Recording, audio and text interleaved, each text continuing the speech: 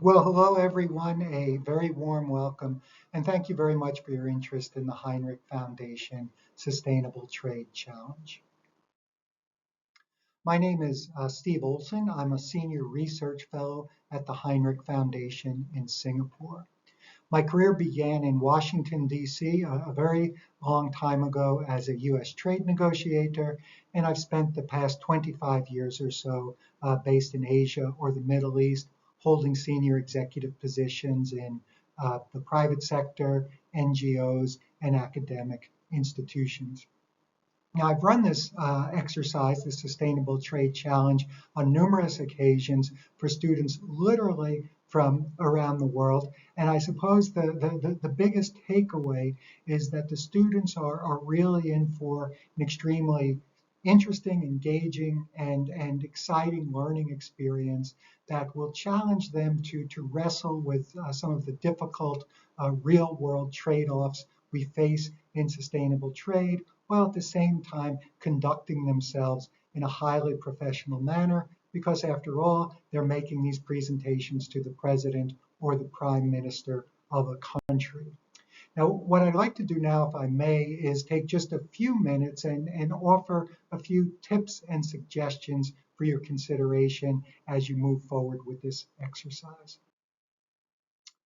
The first comment I'd make is take a certain amount of time to familiarize yourself with the Sustainable Trade Index workbook and the other resource materials that are available for you on the website. I think once you jump into the workbook, you'll find it very enjoyable, and I think you'll be impressed with its functionality, its ability to slice and dice the data in different ways, and to see the way it is telling the story on that particular country. In any case, it's important that you have at least a sufficient level of familiarity with the STI so that you can respond to any questions that might arise from the students. The second suggestion I would make is really pay attention to the atmospherics for this classroom. I tell the students that when we're doing this exercise, they are no longer students, we are no longer in a classroom, and I am no longer their professor. They are highly paid international trade consultants. I am the president or prime minister of the country they're presenting to, and we're not in the classroom. We're in the cabinet room in the national capital. Related to this, as you put together the panel, the evaluation panel, which will in essence serve as the president or prime minister's quote unquote cabinet, see if you can get either current government officials or former government officials from the country that the students will be presenting to. I understand it might not always be possible, but to the extent that you can do it, it adds to the atmospherics, it adds to the sense that we've got a high level, high stakes environment here that the students are presenting in. The fourth point I'd make, the fourth suggestion, is be sure to have a number of check-ins with the students. There is literally no time to waste in this exercise, so they can't get distracted, they can't spend time running down rabbit holes. So periodically check in with them, see how they're doing, see if there are any questions, and make sure that they're on track.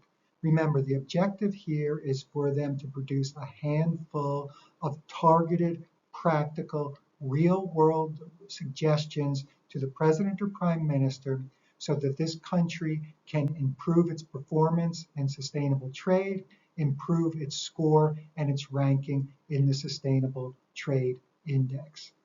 The fifth suggestion I would make is really also share with the students what is the big picture objective here. The students will need to wrestle with some very complicated real world trade-offs that we can sometimes face in sustainable trade. Now look, let's face it, there are occasions in which the economic, societal, and environmental objectives of sustainable trade are entirely in alignment, are mutually supportive, and there are no difficult trade-offs to evaluate. Your students are not that lucky. Your students will need to be focused on those situations in which the economic, societal, and environmental objectives not only are not in alignment, but might be to one degree or another contradictory.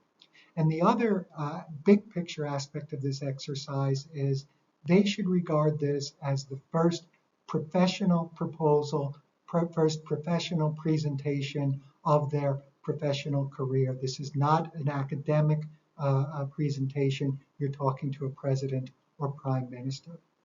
Now, the final point I'd like to leave you with is your feedback on this is absolutely critical for us. We've laid out a template of an exercise for you here.